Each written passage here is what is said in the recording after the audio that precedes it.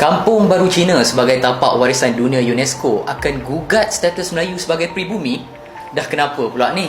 2 hari lepas, kecoh dalam kalangan masyarakat kita selepas Menteri Perumahan dan Kerajaan Tempatan Nga Koming mencadangkan agar Kampung Baru Cina dijadikan sebagai tapak warisan dunia UNESCO. Jadi apa lagi? Isu ini dimainkan sebagai senjata politik oleh golongan tertentu dengan menyuntikkan ketakutan kepada masyarakat Melayu bahawa status mereka sebagai pribumi akan diancam. Kononnya, bila Kampung Baru Cina itu dijadikan tapak warisan, maka orang luar akan silap faham bahawa orang Cina adalah golongan pribumi di negara ini. Ada juga yang beranggapan bahawa tanah milik orang Melayu akan menjadi milik orang Cina.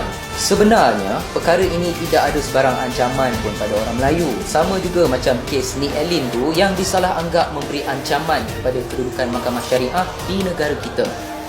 Cuma masalahnya, segelintir masyarakat tidak faham konteks secara mendalam. Sebenarnya di Terengganu, Menteri Besar ketika itu, Datuk Seri Ahmad Razif, pernah memohon UNESCO untuk mengiktiraf kampung Cina di Terengganu. Tidak kecoh pun, malah yang meminta pengiktirafan itu pemimpin Melayu. Tapi kerana kali ini yang mencadangkan adalah kalangan bangsa Cina untuk kampung Cina, maka habis isu perkauman dimainkan.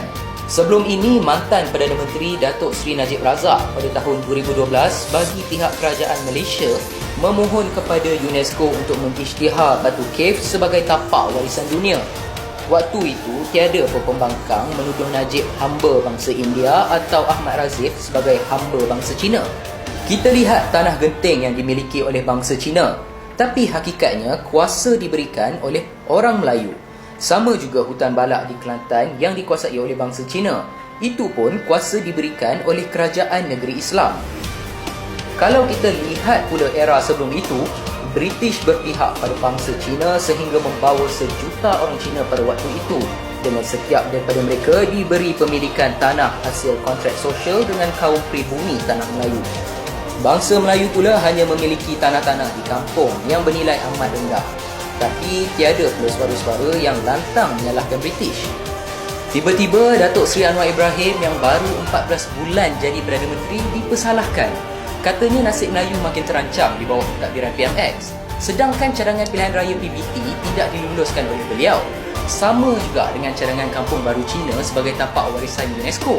PMX tak luluskan pun, tapi dah ramai yang membenci. Krisis terbesar masyarakat kita pada masa sekarang adalah isu perkauman. Pihak-pihak tertentu tidak sepatutnya menggunakan isu-isu sebegini sebagai senjata mereka dalam berpolitik kerana boleh membawa kemudaratan kepada negara kita.